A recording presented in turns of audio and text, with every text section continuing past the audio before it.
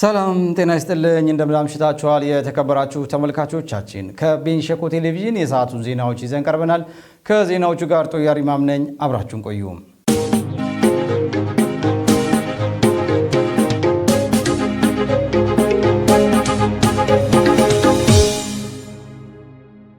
በቅድሚያም ዋና ዜናዎችን በማስቀደም እንጀምራለን ሰላም ካለው ዘርፈ ብዙ ፋይዳ አንፃር በቅንጅት በመስራት የህዝቡን ሰላምና ልማት ማረጋገጥ እንደሚገባ የምዕራብ ኦሞ ዞን ዋና አስተዳዳሪ ተናገሩ። የሚዛን አማን ከተማ ነዋሪዎች በሰባተኛው ጠቅላላ ምርጫ ለመሳተፍ የሚያስችላቸው ምርጫ ካርድ እየወሰዱ ነው። ሰባተኛው ሀገራዊ ምርጫ ፍጹም ሰላማዊና ዲሞክራሲያዊ ሆኖ እንዲጠናቀቅ የሚጠበቅባቸውን ኃላፊነት እንደሚወጡ የደቡብ ቤንች ወረዳ ምክር ቤት አባላት ተናገሩ።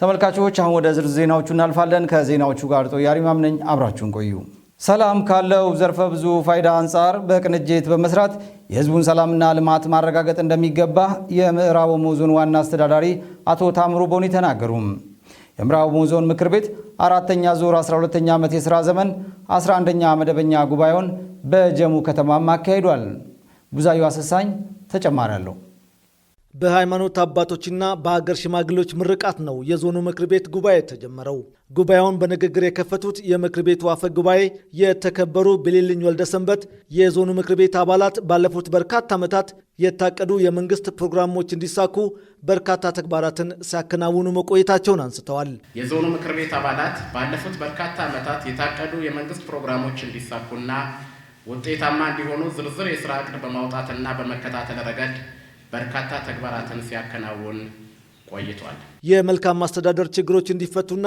ህዝቡ የልማት ተጠቃሚ እንዲሆን አስፈጻሚዎችን በመከታተልና ቁጥጥር በማድረግ ውክልናቸውን በብቃት መወጣት እንዳለባቸውም አፈ ጉባኤው በንግግራቸው ያነሱት ሌላው ጉዳይ ነበር ሁሉም የምክር ቤት አባላት እንደየአካባቢያቸው ተጨባጭ ሁኔታ የሚፈጠሩ የመልካም አስተዳደር ችግሮች እንዲፈቱና ህዝቡ የልማት ተጠቃሚ እንዲሆን አስፈጻሚዎችን ክትትልና ቁጥጥር በማድረግ ውክልናቸውን በብቃት እንድትወጡ አሳስባለሁ የዞኑ ዋና አስተዳዳሪ አቶ ታምሩ ቦኒ የአስፈጻሚ መስሪያ ቤቶችን የ6 ወራት የዕቅድ አፈጻጸም ባቀረቡበት ወቅት በየዘርፉ የተሰሩ ስራዎች ውጤት የተገኘባቸው ስለመሆኑ በሪፖርታቸው አመልክተዋል በቀረበው ሪፖርት ላይ የምክር ቤቱ አባላት ጥያቄ አንስተው በሚመለከታቸው የሥራ ኃላፊዎች ምላሽ ተሰጥቶበታል ከምርጥ ዘር አቅርቦት ጋር በጣም ይዘገያልና ያው የቶሎ ያለ መክፈል ከታችኛው መዋቅር ጋር አርሶ አደራችን ቀድሞ ከመክፈል አንፃር ችግሮች ሊኖሩ ይችላሉ ግን ምርጥ ዘርን ከማስፋፋት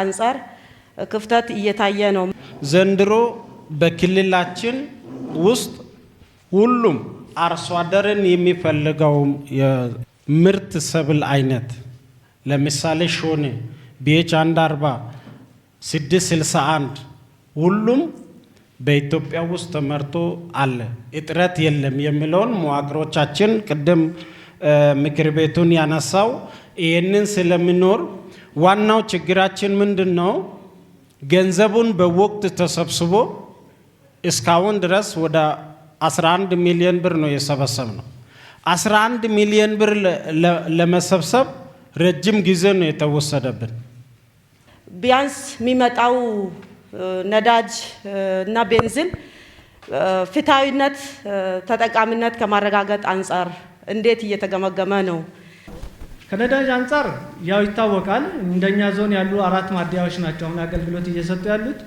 ሁለቱ አኮቦ ማዶ ጋሮ ላይ ያሉ ናቸው ሁለቱ ናቸው ቱምና ጀሙ ላይ ያሉ ናቸው አብዛኛውን ለመዋቅሮቻችን አገልግሎት እየሰጡ ያሉት ይሄም 8 መዋቅር ከክልል ተቋማት ውጭ 8 መዋቅሮችን አገልግሎት እየሰጡ ያሉት እነዚህ ሁለት ማደያዎች ናቸው በእነዚህ ሁለት ማደያዎች አጠቃላይ የዞናዊ የነዳጅ ችግርን እንፈታለን ብለን አናስብም ከዚህም ታሳቢ ተደርጎ የግንባታቸው የተጠናቀቁ 6 ማደያዎች አሉ እነዚህ 6 ማደያዎች ፈቃድ አግኝተው ወደ ስራ እንዲገቡ ቢያንስ እነዚህ 6 ማደያዎች እንኳን ወደ አገልግሎት ቢገቡ እንደ ዞን ያለንን የነዳጅ እጥረት ይፈታል የሚል እምነት አለን በጉባኤው ማጠቃለያ ላይ የዞኑ ዋና አስተዳዳሪ አቶ ታምሩ ቦኒ በቅንጅት ሆኖ የህዝቡን ዘላቂ ሰላም ለማረጋገጥ መስራት ይገባልም ብለዋል አንዳንድ ግጭቶች በአርብቶ አደር አካባቢ ሲፈጠሩ አንዳንድ ቦታ ላይ የአመራር እስትንፋስ ያለበት ነው። አርብቶ አደሩ ጋር ምንም ችግር የለም። አመራሩ ጋር ያለው እስትንፋስስ ማንም መውሰድ ያለበት? እኔም ወስዳለሁ፣ እናንተም ልትወስዱ ይገባል ማለት ነው። እኔም እናንተም ተቀናጅተን ሰርተን የህዝብን ዘላቂ ሰላም ማረጋገጥ ብቻ ነው ከኛ የሚጠበቀው። ዞኑ ከተመሰረተ ጀምሮ በመንግስትና መንግስታዊ ባልሆኑ ድርጅቶች የተከናወኑ የልማት ስራዎች በዞኑ የመንግስት ኮሚኒኬሽን የተዘጋጀው የፎቶ አውደ ርዕይ በምክር ቤቱ አባላትና ጥሪ በተደረገላቸው እንግዶች ተጎብኝቷል። ለአንድ ቀን የተካሄደው ጉባኤ የተጓደሉ የዞኑ ካቢኔ አባላትን ሹመት በማጽደቅ የተጠናቀቀ ሲሆን በጉባኤው ላይ የሃይማኖት አባቶች፣ የሀገር ሽማግሌዎችና የህዝብ ተወካዮች ምክር ቤት አባላት ተገኝተዋል። የሚዛን አማን ከተማ ነዋሪዎች በሰባተኛው ጠቅላላ ምርጫ ለመሳተፍ የሚያስችላቸውን የምርጫ ካርድ እየወሰዱ ነው። ነዋሪዎቹ የወሰዱት የምርጫ ካርድም በመረጡት መንግስት ለመተዳደር የሚያስችላቸው ስለመሆኑም ገልጸዋል። ታጠቃበበ ተጨማሪ አለው። በቤንች ሸኮ ምርጫ ክልል በሚዛን ተፈሪ የምርጫ ስልጠና ማዕከላት በተፈጠሩ የምርጫ ጣቢያዎች ነዋሪዎች የመራጭነት ካርዳቸው መውሰድ ጀምረዋል።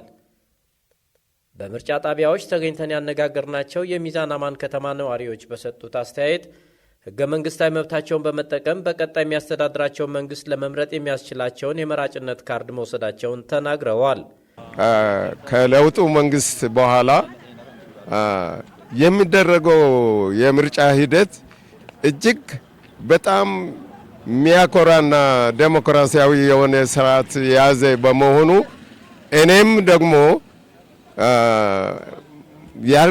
ባልመረጥኩት መሪ መመራት ስለማልፈልግ በግንባር ቀደምት በአንደኛ ተራ ቁጥር መጥቼ ተመዝግቤ የምርጫ ካርድ ወስጃለሁ። ዛሬ በጠዋት የመጣሁት እንግዲህ ሀገራችንን አሁን ሰላም በሌለበት ደረጃ ላይ ሰላሙንም የመራ ልማቱንም የሰራ ያለው ማን እንደሆነ ለመምረጥም ጭምር ነው የመጣሁት። እኔ እንግዲህ ያው ሰው በመረጠው መተዳደር ስላለበት እኔም የሚመርጠኝ ማንም የሚያስተዳድረኝን መርጬ ለመሄድ ነው። በጠዋት በ12 ሰዓት ላይ ነው በቅስቀሳ መሰረት የመጣሁትና ጋቸብ ቀጠና 01 ፖሊስ ካምፕ አካባቢ ነው አሁን ያለሁትና ሰው እንግዲህ በእርግጥ በካርድ ወስዶ ባይመርጥ ባልመረጠው ሰው ነው የሚተዳደር። ስለዚህ እኔ በመረጥኩት ሰው መተዳደር ስላለብኝ ለዚህ ቤት ቀረም ቤት መጥቼ ያው እዚህ ተመዝግቤያለሁ። ነዋሪዎቹ ይህንን እድል በመጠቀምም ሌሎች የህብረተሰብ ክፍሎች በአቅራቢያቸው በሚገኘው የምርጫ ጣቢያ በመገኘት የመራጭነት ካርዳቸው እንዲወስዱም ጠይቀዋል። እኔ አሁን መፍተን ተጠቅመ የምርጫ ካርድ መጥቼ ወስጃለሁና እናንተም ያንዳንዳችሁ የራሳችሁን እድል ተጠቅማችሁ መጣችሁ ካርድን ወስታችሁ መንግስታችሁ እንድትመርጡ ሌሎችም እንደኔ ምናልባት ኋላ እንዳይቆጫቸው በመረጥነው መንግስት መሪ ነው መገዛት ያለብንና እናንተም የቀራችሁት ይሄንን አዳምጣችሁ በምርጫ ጣቢያው ተገኝታችሁ የምርጫ ካርድ እንድትወስዱ ጥሬን አቀርባለሁ። እንደኔ ደግሞ በጊዜ መጥቶ ሰዎች ደግሞ ካርድ ወስዶ የሚፈልጉት መምረጥ ቢችሉ ጥሩ እድል ያጋጥማቸዋል የሚል ሀሳብና አስተያየት ነው ያለኝ። በቤንች ሸኮ ምርጫ ክልል በሚዛን ተፈሪ ምርጫ ስልጠና ማዕከላት የክልልና የዞን ከፍተኛ የስራ ኃላፊዎች የመራጭነት ካርዳቸውን እየወሰዱ ይገኛሉ።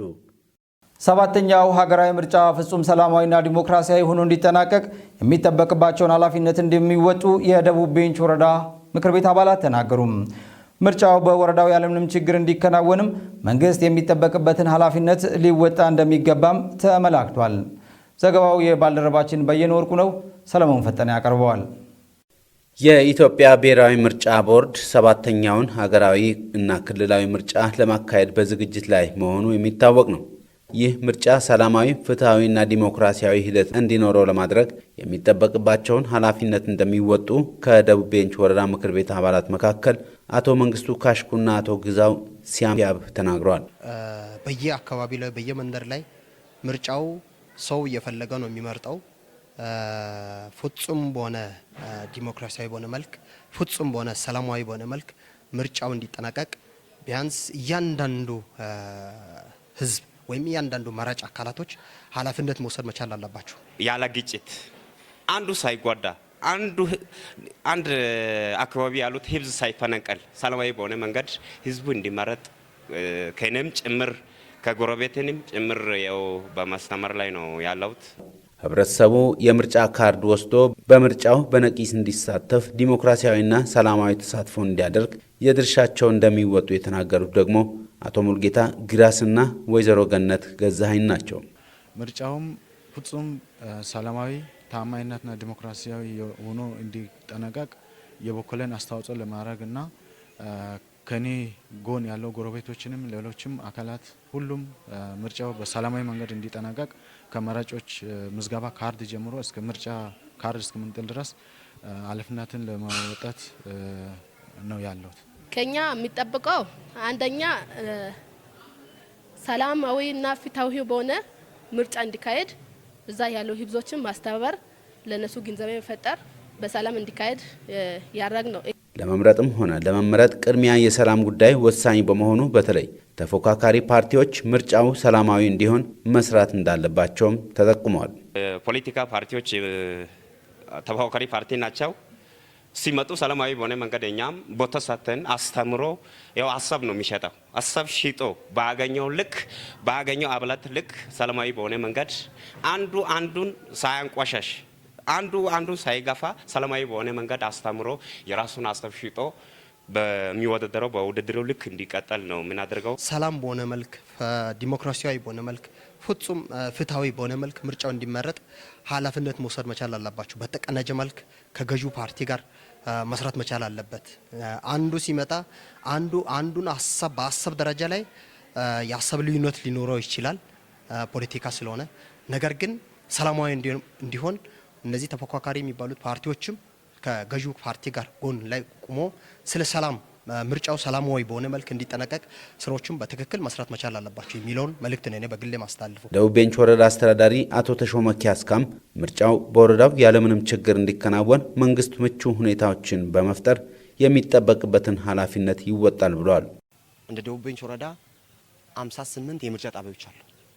እነዚህ 58 የምርጫ ጣቢያዎች ምቹ ማድረግ ምቹ ማለት ጣቢያዎቹ የምርጫ ጣቢያዎቹ መመዝገቢያ ጣቢያዎቹ ምቹ ሆነው ሊመዘገቡ የሚመጡ አካላቶችን ያለምንም ማጉላላት አስፈላጊውን የምዝገባ ሰዓት በአስፈላጊው ምዝገባ ሰዓት ሰው መጥቶ ተመዝግቦ እንዲሄድ የቢሮዎች ተስተካክለው ተዘጋጅተው አልቀዋል። ወንበሮች፣ ቁሳቁሶች ያው በቃ አጠቃላይ የምርጫ ቁሳቁሶች ማሟላት ያለባቸው ነገሮችን እንደ መንግስት እያሟላን ያለንበት ሁኔታዎች ናቸው ያሉት። ታዛቢዎችም በአግባቡ ተመርጠዋል። መታዘብ አለባቸው። መልክ እንግዲህ የዘንድሮ የ2018 7ኛው ሀገራዊና ክልላዊ ምርጫ ሰላማዊ፣ ፍትሃዊ፣ ዲሞክራሲያዊና በህዝብ ዘንድ ቅቡልነት ያለው ምርጫ ሆኖ እንዲያልፍ ለማድረግ አስቻይ ናቸው። ምቹ ነገር መፍጠር አለብን ተብሎ የተቀመጡት እቅዶችን መነሻ አድርገን ኦልሞስት ሁሉ ነገር እያጠናቀቅን ተጠባበቅን ያለንበት ሁኔታ ነው ያለው። አዲሱን የሚዛን አማን ከተማ መናኸሪያ በቅርብ ጊዜ ለማጠናቀቅ ትኩረት ሰጥቶ እየሰራ መሆኑን የደቡብ ምዕራብ ኢትዮጵያ ሕዝቦች ክልል መንገድና ትራንስፖርት ልማት ቢሮ ገለጸም። በግንባታ ላይ የሚገኘው አዲሱ መናኸሪያም ከ96 በመቶ በላይ መጠናቀቁንም ተገልጿል። ተጨማሪ አለን። የክልሉ ትራንስፖርትና መንገድ ልማት ቢሮ ምክትል ቢሮ ኃላፊና የትራንስፖርት ዘርፍ ኃላፊው አቶ ዘመዴ አንዳርጌ እንደተናገሩት ቢሮው በክልሉ ያለውን የትራንስፖርት ዘርፍ ለማዘመንና አገልግሎት አሰጣጡን ለማሻሻል በርካታ ስራዎች እየሰራ ይገኛል ብለዋል። በክልላችን ትራንስፖርት መሰረተ ልማቶችን የማስፋፋት ጉዳይ በክልሉ መንግስት ከለውጡ ወዲህ ትኩረት ሰጥቶ እየተሰራ ይገኛል። በተለይ ከዚህ ቀደም አዲሱ ክልል መስረታ ራሳችንን ችለን ክልል ከመሆናችን በፊት በደቡብ ክልል ተገንብተው ከ8 ዓመት በላይ የቆዩ በተለይ አዲስ ወደ ክልላችን ከመጣን በኋላ ያልተጠናቀቁ አሁን ያለንበት የሚዛን አማን መናኸሪያና በዳውሮ ዞን የተርጫ መናኸሪያ ግንባታ የማስቀጠል ከዛም በተጨማሪ ሌላ ተጨማሪ አዲስ መናኸሪያ መገንባት አለብን የሚል እቅድ ተይዞ ከዛሬ 4 ዓመት በፊት በቦንጋ ከተማ የቦንጋ መናኸሪያ ግንባታ 3ቱም መናኸሪያ ላይ የክልሉ መንግስት ከ250 በላይ ሚሊዮን ብር በጀት በመመደብ ሰፊ የትራንስፖርት መሰረተ ልማቶችን የማስፋፋት መሰረተ ልማቱ እንዲሁ መናኸሪያ መገንባት ጉዳይ ብቻ ሳይሆን ከፍተኛ በጀት አሁን ለምሳሌ ይሄን ያለንበትን መናኸሪያ ከነበረበት ከቆመበት የማጠናቀቅ ስራ ለመስራት ከ60 ሚሊዮን ብር በላይ በጀት ነው የተያዘው። የሚዛን አዲሱ መናኸሪያ ግንባታም አሁን ላይ ከ96 በመቶ በላይ የተጠናቀቀ ሲሆን በቅርብ ቀናት ስራዎች ተጠቃልለው ለአገልግሎት እንደሚበቃም በትኩረት የተሰራ መሆኑን አቶ ዘመዴ አንስተዋል።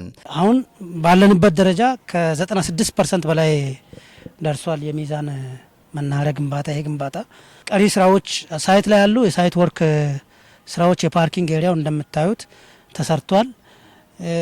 ለዚህ የሚሆን ይሄ ስራ ካለቀ በኋላ እቅዳችን በክረምትም በበጋም ያለ ምንም ስጋት ተሽከርካሪም እንቅስቃሴ እንዲኖር ሁሉም ቦታዎች ላይ በጥራት እንዲሰራ በደንብ ነው ኮምፓክት የተደረገው።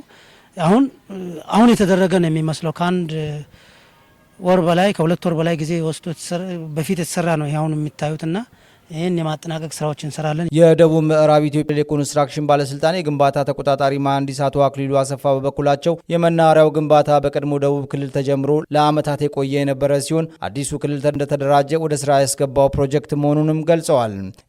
የሚዛን መናኸሪያ ግንባታ በእርግጥ ረጅም ጊዜ የተጀመረ ነው። ከ2008 ተጀምሮ በሌላ ኮንትራክተር በተለያዩ ምክንያቶች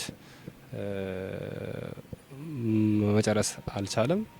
ከዛ አሁን የጀመረው ኮንትራክተር በ2015 ዓ.ም ላይ ከደቡብ ምዕራብ ከዚህኛው ከአዲሱ ክልል ውል ገብቶ ነው የጀመረው። ማለት ረጅም ጊዜ ሲንከባለል የቆየ ፕሮጀክት ነው። ሜን ኮንትራክቱ ወይም መጀመሪያ ዋናው ውሉ ሙሉ በሙሉ በሚባል ደረጃ አልቋል። ቀለም ለቀሙ ነገሮች ትንሽ ነገር ነው የሚቀረው፣ አልቋል። ቅድም ነው 96% 4% የምትይዘን ተቀጽላ ስራዋ ነች። እሱንም ደግሞ ከ10 ቀን ባላነሰ ኦልሞስት ከ10 እስከ 15 ቀን ውስጥ እንዲጨርስ የጋራ ኮሚትሜንት ይዘናል። በዛው ልክ ኮንትራክተርም ኮሚትሜንት ወስዶ እየሰራ ነው ያለው። አዲሱ መናኸሪያ ግንባታ ተጠናቆ አገልግሎት መስጠት ሲጀምርም የትራንስፖርት ዘርፍ ችግሮችን ከመፍታት በላይ አካባቢው ኢኮኖሚያዊ መነቃቃት በመፍጠር ለወጣቶች የስራ ዕድል በማበርከት የላቀ አስተዋጽኦ እንደሚኖረውም ተጠቅሷል። ሚዛንን ከተማ ከመርገጡ ከማየቱ በፊት መጀመሪያ ሊወርድ የሚችለው መናኸሪያ ውስጥ ነው።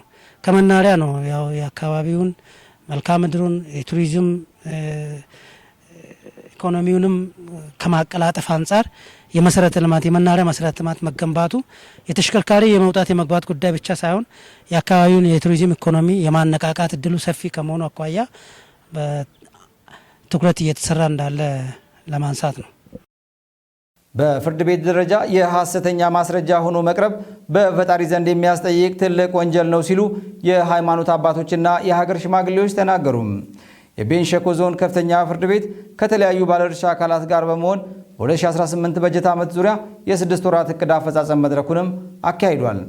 ታጠቃበበ ተጨማሪ አለው።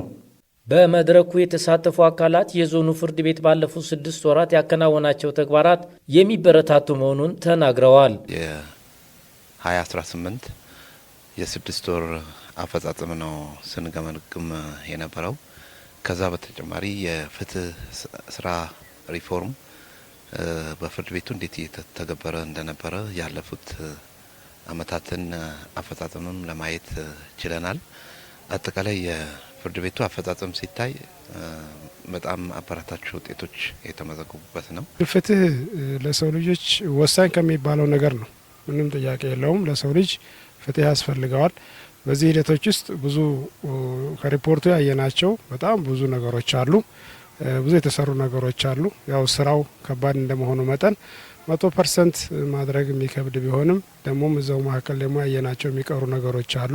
የፍትህ ጉዳይ ለነገ የሚባል ጉዳይ ስላልሆነ እንግዲህ ፍትህ ሲባል ያው አንዱ ተበዳይ አንዱ በዳይ ሆኖ ነው የሚመጣውና ተበዳይ እንኳን ጊዜ ቢፈልግ በዳይ ጊዜ ቢፈልግ ተበዳይ ደግሞ ጊዜ ላይፈልግ ይችላልና በዚህ ጉዳይ ላይ ነገሮችን ባጭሩ አይቶ ፍትህ ለሚገባው ነገር ፍትህ መስጠቱ በጣም ወሳኝ ነገር ነው።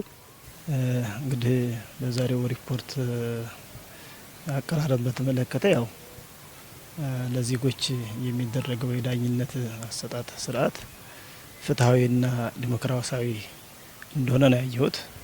ሪፖርት ላይ አሁን የተሰሩት ስራዎች የተደረጉት ድርጊቶች እንዳሰብኩት ሆኖ ነው ያገኘሁት። ተሳታፊዎቹ አሁን ላይ እየተበራከተ የመጣው ሐሰተኛ ማስረጃ ሆኖ መቅረብ ከፈጣሪ ዘንድ የተወገዘ ተግባር መሆኑን ተናግረዋል። ሐሰተኛ ምስክር በጣም በእግዚአብሔር ዘንድም ኃጢአት ነው። ያላየውን መመስከር በጣም ወንጀል ነው፣ በሕግም ማለት ነው።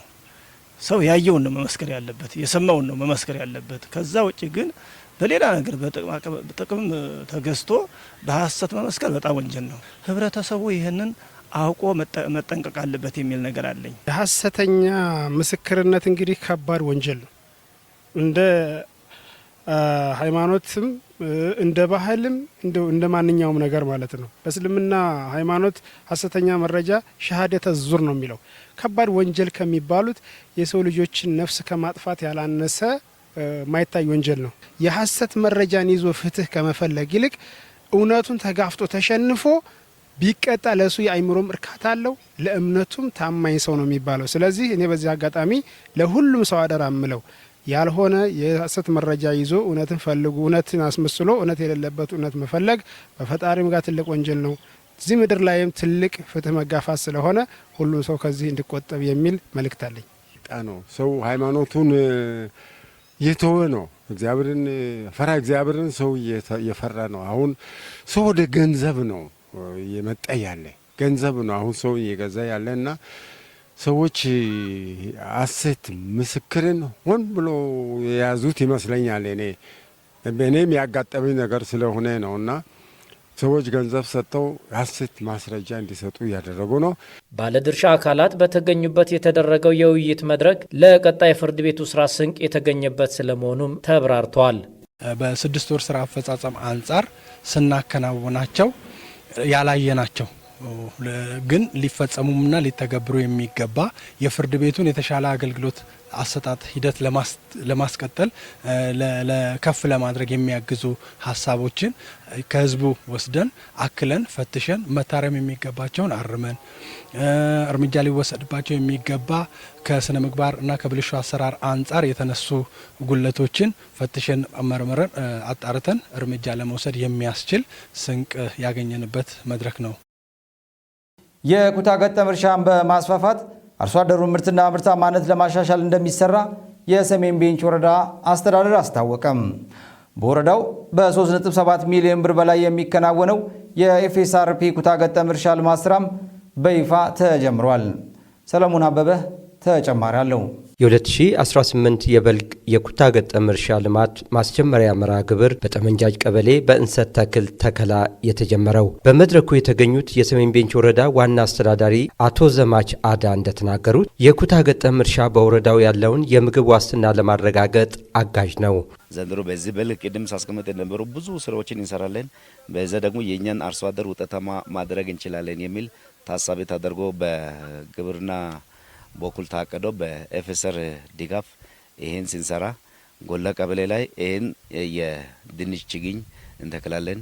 እንደዚህ ደግሞ የበቆሎ ኩታ ገጠም እርሻዎች አሉ። አሁን አጠቃላይ የምናየው እነዚህ ማሳውን የታረሰው ሙሉ ለድንች የተዘጋጀ ነው። ለዛም 85 ኩንታል ያህል ተገዝቶ የገበት አለ። ገና 20 ኩንታል ተጨማሪ አሁን ዛሬ የሚገባለ ከዛ ጋር ወደ 105 ኩንታል ነው እዚህ ብቻ ላይ የሚታረሰውና ይሄ የታረሰው ቦታ ላይ የሚተከለውና ይሄን ሲንተከል ቀጣይ የኛው አርሶ አደር ዘርንም ጭምር ያተርፋል ብዬ አስባለሁ።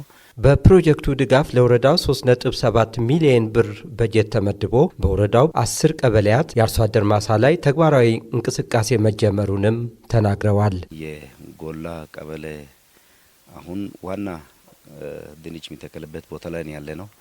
ይሄ ጎላ ቀበሌ አብዛኛውን ጊዜ አሁን ይሄ ለኛ መነሻ አድርገን የመጣ ነው። በኩታ ገጠም ስለሚሰራ ነው ወደዚህ የመጣ ነው። አብዛኛው ፓርታ ላይ ጎላ ህዝብ ይሄን ድንች በመስረት ይታወቃሉ። ጎላ ብቻ ሳይሆን ገንጂ ክላስተር አካባቢ በተለይ ከጓራ ተክል ጋር ተይዞ በከፍተኛ ሁኔታ የሚታወቅ ቀበሌ ነው። ይሄን ድንች ተክሎ ባጃጅ የገዙ የኛ አርሶ አደርም ጭምራሉ። ባጃጅ ገዝቶ ልጆችን እስከ ዩኒቨርሲቲ የሚያስተምሩ ቤታቸውን ያስተካከሉ በጣም ጎበዝ የሆኑ አርሶ አደር አሉ። እዛ ውስጥ አንዱ ለአብነት የኛ ቀበሌ አስተዳደር እዚህ አለ። ቀበሌ አስተዳደርም ነው ሞዴል አርሶ አደርም ነው።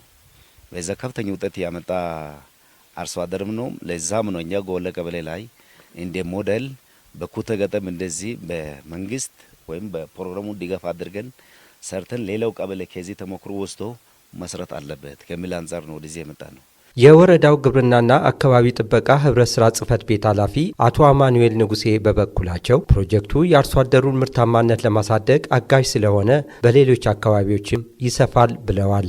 ፕሮግራሙ በአካባቢ ያለውን የስርዓተ ምግብ ሁኔታ ለማሻሻልና የአርሶ አደሮችን ገቢ ለማሳደግ አስተዋጽኦ እንዳለው የተናገሩት የፕሮጀክቱ አስተባባሪ አቶ ብዙአብ ደመላሽ ናቸው። ግብርናውን ካላሰፋን በስተቀር ግብርናውን ካላደገፍን በስተቀር የአርሶ አደርን ኢኮኖሚ ማሳደግ አንችልም።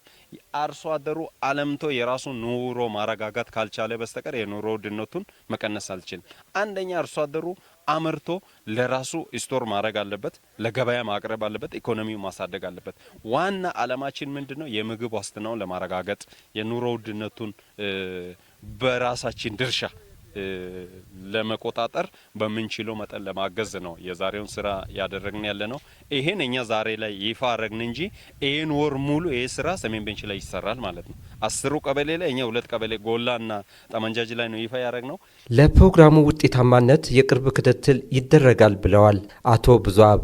ቀሪ 8 ቀበሌዎች ላይ ኢንሰት በተቻለ መጠን በእጃችን ባለው በተሽከርካሪ አጓጉዘን አስገብተናል።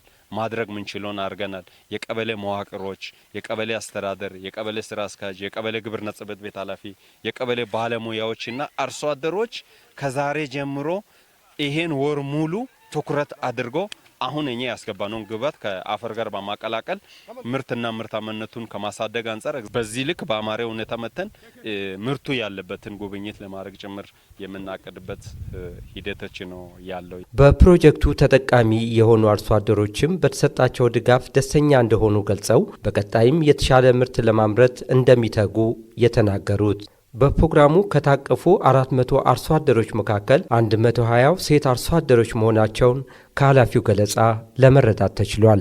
ጠቅላላ ስንደምሮ ወደ 335 ሄክታሩን ወደ 400 አርሶ አደር ላይ ከ400 ደግሞ 120 ሴቶች የሆኑበትና ለዚህም ደግሞ ፕሮግራሙ ወደ 3.7 ሚሊዮን ብር በጅቶ የዘር እንዲሁም የግብዓት ሙያዊ ድጋፉን ጠቅላላ በፕሮግራሙ አድርጎ 10 ቀበሌዎች ላይ የሰሩ ያለበት ሂደቶች አለ። ተመልካቾቻችን ከቤንች ሸኮ ቴሌቪዥን የሰዓቱ ዜናዎች ይህን ይመስሉ ነበር። በያላችሁበት ሆናችሁ መልካም ጊዜ እንዲሆንላችሁ ተመኘን።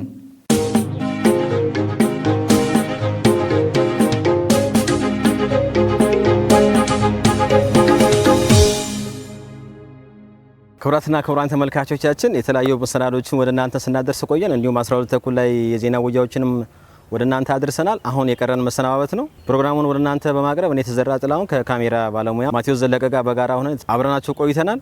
ሳምንት በሌላ መሰናዶ እስከምንጠብቃችሁ ጤና ይስጥልን።